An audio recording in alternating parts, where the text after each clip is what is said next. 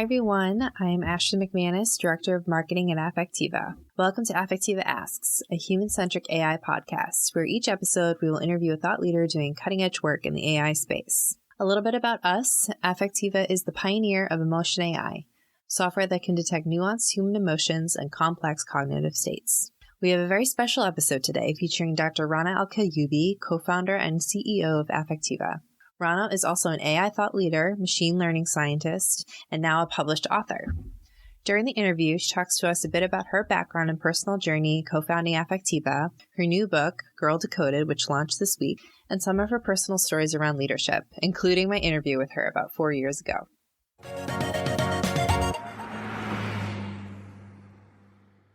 Hi, everyone, and welcome to a very special episode of Affectiva Asks. With me today, I have Affectiva co-founder and CEO, Dr. Rana el Kaliouby. Rana, thank you so much for making the time to speak with me today. Thank you, Ashley. I'm super excited to be here. Awesome. So you are super busy right now, but if it's a different kind of busy. It's something none of us have done before. You've written a book called Decoded, and it will be available once we publish this podcast. Why did you write the book? I wrote the book for two main reasons. In the book, I share my journey building artificial emotional intelligence, when it started as a seed of an idea all the way to, of course, starting Affectiva and the journey and the mission we're all on together as a team. But also in writing the book, I realized that my personal journey and the unusual path I've taken growing up in the Middle East and finding my way to the United States and kind of breaking free of some of the cultural norms, but also being a minority as a woman in technology, I felt like all of these stories could be inspiring and motivating to people out there who are also trying to forge their own path. Great. And you touched on it a little bit, but what did you learn from writing Decoded? I kind of realized that we still have a lot of work to do around bringing emotion AI to the world and kind of really informing the public about AI and the ethical and moral implications of building this type of AI. Writing this book took a lot of reflection and a lot of thinking about my childhood and my various experiences. And yeah, I just learned a lot about myself in the process. So what was most challenging about writing this book? Honestly, there were a lot of things in my childhood that I had buried deep down and not thought about a lot. I grew up in Kuwait and we were living there when the first Gulf War happened. So we had to evacuate our house and our life was turned upside down. Not unlike what's happening in the world today for all of us. So I've had to reconcile, these kind of early memories and just think through what was my reaction back then, what would I embrace my emotions differently. So it's just kind of really thinking through with my family. Right. So your kids are featured in the book, of course. What did they think about it? Yeah, my kids are essential part of the book. And they've both read it. They've both read early versions of the book. And I think they both liked it, which is good. There was one part where I reference a time, Jana, my daughter, who's now 16, but when she was about 10 years old, before we moved to Boston, we were in Cairo and she got to participate in an international harp competition in Serbia. So for me, it was a key kind of bonding moment for the two of us. So it's in the book. And Jana reads it and she's like, Mom, this is not what happened. I don't remember that. And so we had a debate around, whose truth is it? And at the end of the day, I said, you know what? When you write your own book, you can write your version of the story. So there you go. But that's the only part where we disagreed. Otherwise, I think they found it interesting. I also think there's a lot of details in there about their upbringing that they hadn't really heard me talk about before. So there was new content for them as well. So in Decoded, you describe your journey from a scientist and a nice Egyptian girl to becoming an entrepreneur and a CEO. How would you describe your leadership style and how has your background influenced it? Yeah, I would describe my leadership style as leading with empathy first. So I'm all about getting stuff done, as you know. But I also really value human connection. And I feel that that's a big part of my leadership style, but also our core value at Affectiva. I think it's especially important right now. We're recording this during a global pandemic. We're all social distancing at home. This is our 4th week at Affectiva working from home. So I think it's really important that we acknowledge that people are going through a tough time and start with empathy. I think that builds trust, and it builds a deeper connection, and it builds a lot of goodwill.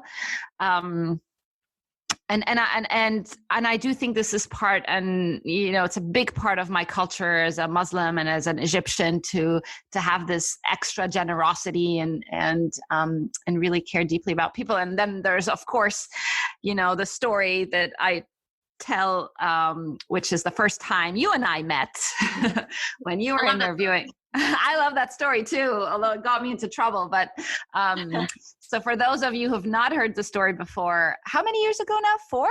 4, yeah. 4. Yeah, 4 years ago, Ashley was interviewing at Affectiva.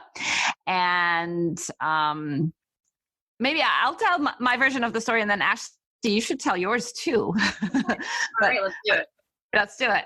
So Ashley was interviewing for a marketing position, and I walk into one of our conference rooms, and the first thing I see is a big bump because Ashley's pregnant. And so the first thing I say, I'm like, oh my God, you're pregnant. How exciting. This is your first kid. And we had like a phenomenal conversation around, having kids and kind of balancing work and family life and all of that. And it was a great interview, and we taught a lot of other things as well. And then I, left the interview, and then we were debriefing as a broader team, and including our head of human resources. And so I said, oh yes. And then we talked about her being pregnant, and that's so exciting. And our HR head just looked horrified. She had this like fear expression on her face. And she was like, you said what? You told her you're pregnant? Like what? You're not supposed to do that. And I think that encapsulates my leadership style, because for me, it's humans first. Like you do the thing that's human first. And for me, the fact that you were, about to become a mom for the first time, like that's so exciting. And I could resonate with that because I have 2 kids. And I remember when I had to struggle through having a baby and finishing my PhD, or having my second kid and starting Affectiva. And I think it was just like real bonding moment. So that's my version of the story. What's yours? My version of the story as well. I mean, that's pretty much what happened, but I will add that, I just got in the interview. I had a phone screen with Gabby Zeiderveld, who's now my current boss, the CMO of Affectiva. And I was about to come in for the physical interview. The phone screening went great. And then I was like, oh God, should I tell them that I'm pregnant before I go in? Like, I can't. It was a very obvious, like Rana said, I couldn't quite hide it. I was like 6 months pregnant. So I was like, it's very obvious. But like, again, as a female in tech, you're like, is this going to be a problem? Like, they're interviewing me. I will need to take some leave. So I was, just wrestling with it internally. And I wasn't even supposed to meet with you, Rana. So I was doing the research on the company, and I obviously knew who you were. I think you had just become CEO like a month or 2 before. So I'm in the room waiting for my next interviewee, and you come in, you're like, hi, I'm Rana el Kaliouby. I'm the CEO of Affectiva. I was like, I know. Hi, how are you? Yeah, we had a great conversation and talked about marketing and branding, and it ended up working out. And I agree. I appreciated the acknowledgement that I was pregnant, and we had that conversation. I think it would have been weird if we had that whole, you're a mom as well. We would have had a whole interview and not acknowledged that, oh, you're having a baby. I guess, you know what I mean? So, totally. But yeah, it's a tough one with HR and all those fun roles. So, and just as an FYI, so Ashley has been with us 4 years now, and you have 2 amazing daughters, and you are a true rock star. We are very fortunate to have you on our team. Thank you so much. Okay, so back to you, because you're the interesting one. So what do you like best about leading our team at Affectiva? I just think I'm so grateful for our team. We have an amazing, talented team of people who are so committed to our mission. One of the things, I try to interview almost everybody we hire. And the thing I look for is, are they passionate? Are they really excited about our mission the way, I am and the way others at the company are? I think that's really, because that ends up being an intrinsic motivator, right? If you're excited about what we do. Yeah. And I just think the level of commitment and loyalty, and I say that a lot. I feel like Affectiva is my third kid, and I treat everybody at Affectiva as if it's our extended family.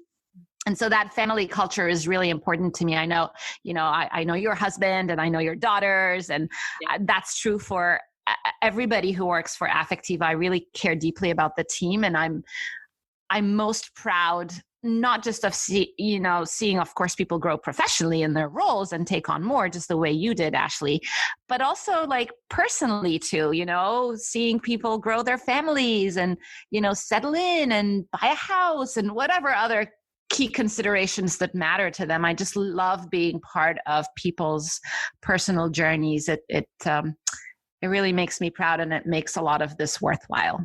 Great. So what do you find most challenging about being a CEO? A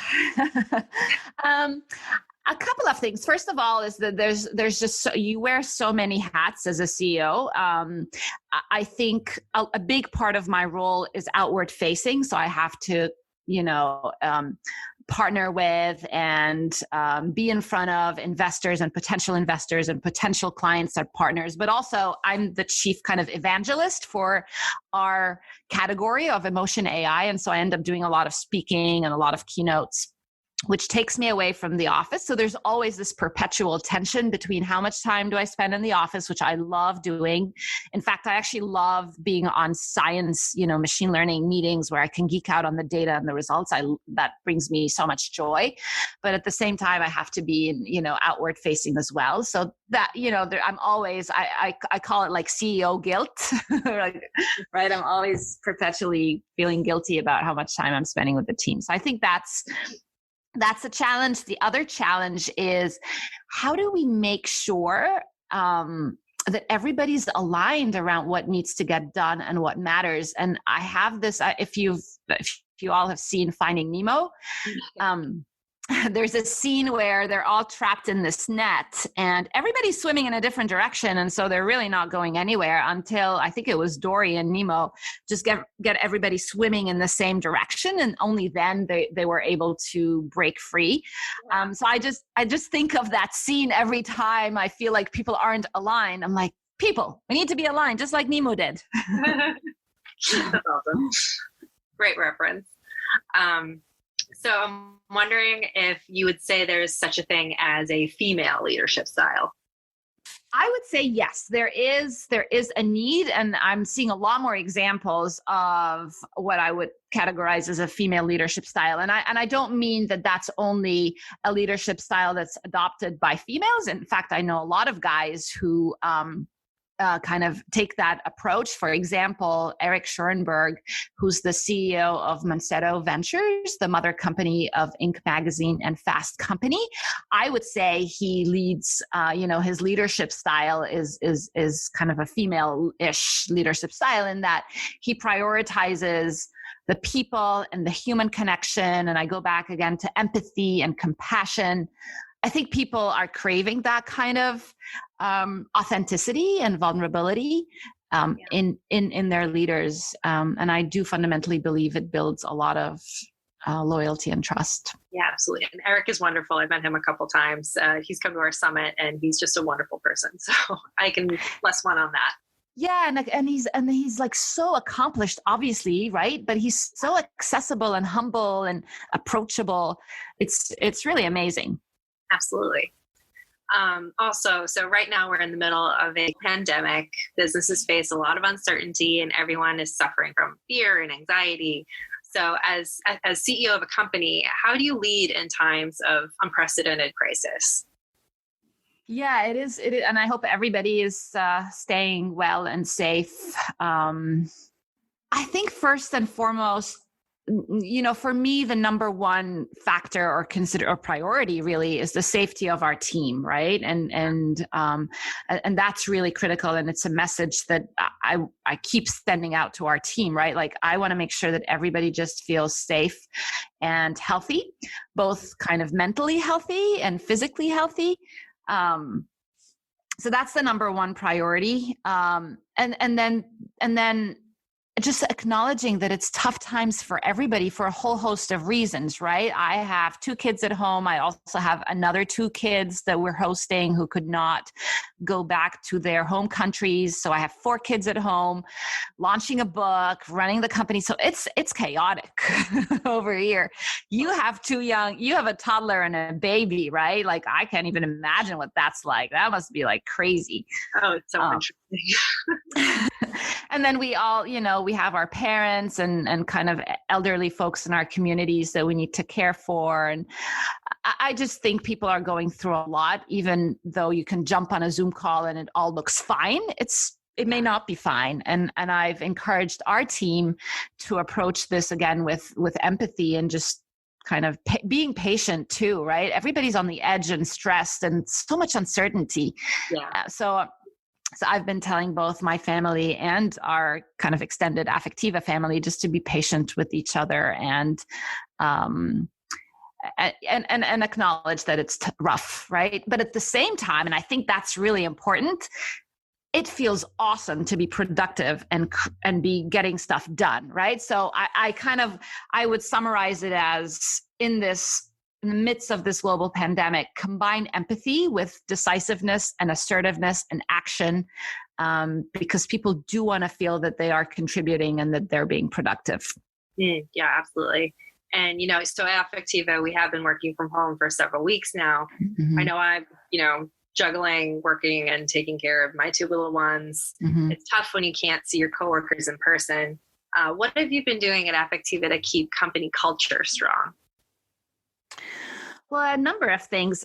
I would say we are fortunate as a team in that we are, of course, kind of mega users of technology, and we a lot of us work on and off from home before COVID, pre-COVID. So we're used to being on Zoom calls and we're used to using Slack to communicate, but we're now, I would say, we're using it differently, right? So for example, our all hands on meetings on Wednesday, we have about 100 people join in via Zoom. And we try to make it interactive. So, I often start by oversharing, sharing something from my personal experience that I've had to struggle through, and that just gives people a venue to share back. And, it's very powerful, in my opinion, to do that. We've continued our weekly Rockstar nominations. So this is just peer-based nominations for people who have exemplified Affectiva's core values. They get stuff done. They're lifelong learners. They have integrity, they value human connection. All of the things. They're flexible. So all of our core values. So we've continued that. And then we use Slack in fun ways. I think it's important to also try and bring humor to all of this. So we have the question of the day. Somebody on our team just, Slacks everybody else a question, and some of them are kind of really funny. So that's been fun. Yeah. So, and I know you touched on, staying productive, but is there anything more you could add on? Mm-hmm. How do you maintain trust and ensure that people are still being productive? Yes. So transparency is really big for me, as you know. So transparency at the highest level around company goals and business goals. It's really important that we are all aligned on what we're trying to achieve. Our approach through this pandemic is that we're just forging ahead. We're it's business as usual at Affectiva. Even if the industries are slowing down, we are going to continue executing our product on our milestones, and hopefully my conviction and my hope is that we emerge out of that stronger. I also advocate for transparency even around kind of the financial health of the company. So I try to share very openly with the team where we are in terms of fundraising and runway. which is quite unusual, but I feel like that just helps people. It empowers people to make decisions in their own day-to-day tasks that, with the fuller context of the company can benefit, benefit our overall goals. Right, definitely. And I want to circle back on the notion of empathetic leadership. It really resonates with me. And, it's okay to bring your whole self, including your emotions, to work. And to cite an example from your book, which I did read, that wasn't always allowed for Affectiva. So I was wondering if you could tell us about when you and your co-founder, Dr. Rosalind Picard, were first raising money and how you not use the E word, which means but maybe you could just share briefly what happened there. Yeah. So, yeah, you're bringing back kind of fun memories here. So when we first started Affectiva, it was a different world. Like right now, I think there is a lot more acceptance that our emotions matter and that our emotions matter in every aspect of our lives and how we communicate and how we learn and how we do business and how business engage with their consumers. But it was not the case 10 years ago when we spun out of MIT. And so in fact, when we were picking a name for the company, we wanted to steer away from the word emotions. So we used kind of a synonym of it, which is affect, and we called the company Affectiva, right? Because we felt like the E word would be too feminine, and we recognized that we were a real minority in the tech universe. Now it got even more interesting when we were trying to raise money for the company, because here you had Roz and I, both women, scientists, right? Like we both kind of grew up and had spent most of our life in academia, even though we had raised millions of dollars for MIT to do research, but it was different from actually having a company. And we were pitching to an exclusively male investor community, and we were pitching an emotion company, right? So it was just like we were completely defying or kind of raising all the risk factors in these investors' minds. And there was one particular time when we were in the Bay Area doing our Sand Hill Road show. So Sand Hill Road, basically in Silicon Valley, is this like long stretch, beautiful, beautiful road, but it's got all of the venture capitalists' offices there. So we had lined up maybe, I want to say 15 or so meetings with all these investors. But Adam, my son, was about maybe 8 months old, and I had to take him with me. And so I lined up one of the times I lined up a babysitter to take care of him. And one day she called me and said, I'm not feeling very well. I need to cancel today. And I was like, what? So Roz and I debated whether we should cancel the investor meetings, which had taken months to schedule. Yeah. These guys are very busy. So we decided we were going to take Adam. So we put him in his car seat and walked into the investor's office. There was a lovely young woman sitting kind of in the front desk. And I said, here, can you take care of my son while I do my pitch meeting? And I didn't even wait for her answer. I basically just like walked into the investor meeting and hoped that he wouldn't scream his head off. He was such a good boy. It was all fine. Oh. But that's an example where, I just had to bring my whole self and my son. Yeah, absolutely. So on the topic of venture capital, so we all know just a small amount of venture capital goes to female-founded companies. Mm-hmm. Yet you, as a Muslim American and a young scientist, have been able to raise $53 million in venture capital for Affectiva. And I know it wasn't easy. How do we realize change and ensure better representation for women, both in the ranks of founder as well as partners in VC firms? Yeah, we absolutely need more female-founded companies. And we also actually need more female, as you said, more female investors too. So I'm part of an organization called All Raise. And I'm on the Boston steering committee. There's one other kind of operator and two investors on the steering committee. And it's just been wonderful to be part of that community and advocate for more female founders, but also connect these female founders to other investors, including women investors. So a big part of it is being able to showcase success stories and also create an incredible network of like-minded people that can support each other. Guys do that really well. And I think women have an opportunity to leverage their networks in more powerful ways. That's so awesome. So you have been pioneering emotion AI for a long time. Often people still think this is a lab research project and they're surprised the tech is deployed commercially. Can you tell us about some of the use cases today that excite you the most? You are absolutely right. People often think it's a very early technology, and they're surprised to know that it's deployed around the world. So we have a number of businesses and that we're very focused on. One is media analytics. So we are our technology is used by 25% of the Fortune Global 500 companies, where we partner with market research companies to test their content, their online video advertising, and kind of quantify the emotional connection their consumers have with their content. This product is deployed in 90 countries around the world.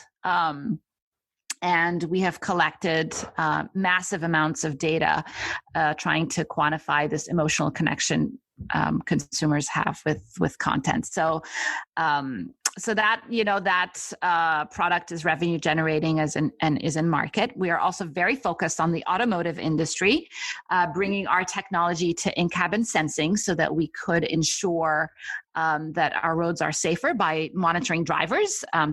Things like driver drowsiness or fatigue or distraction, as well as reimagining the future of transportation by thinking about the other occupants in the vehicle and their experience and personalizing that depending on how they're feeling. So a lot of work in these two industries in particular.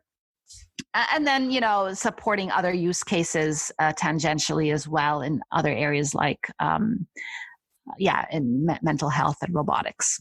Yeah, definitely. So looking ahead to the next decade of AI, what do you see happening both with AI in general and emotion AI specifically? With AI in general, we're going to see a lot more mainstream deployment of these AI systems. With emotion AI specifically, I'm excited. I fundamentally believe that this is going to become the de facto human-machine interface. We're just going to interface with our devices just the way we interface with one another, through perception, through conversation, through relationships and empathy. I would love to see emotion AI help with mental health in a big and scalable way. I think there's a lot of opportunity there. We know that there are facial and vocal biomarkers of autism and depression and Parkinson's, and so I would like to see this, deployed across our devices in technologies in a way that helps people. Awesome. Yeah, and ethics in AI is a big focus for you in Affectiva. So how as an industry can we ensure that AI is developed and deployed in an ethical way? Yes, we are, as you know, it's one of our core values at Affectiva, right? We care deeply about it. For us, it's not just marketing fluff, right? We actually really try to advocate for ethics, for the ethical development and deployment of AI. Practically, like on a day-to-day basis, we think about how to mitigate bias in our algorithms. And so our science and engineering team are always kind of looking out for that. It's not a done deal. This is the whole industry, the whole AI space is evolving very fast, and we're trying to figure out how to do that. But we are at the forefront of that, and it's a key priority area for us. In terms of ethical deployment of AI, we advocate for the importance of data privacy and consent. So we will not engage in any use cases where people are not explicitly giving their consent, or, like surveillance and security where people may not even know that this data is being collected. We steer away from all of that. And then we're huge advocates of all of this, and so we are part of a consortium called the Partnership on AI, where we try to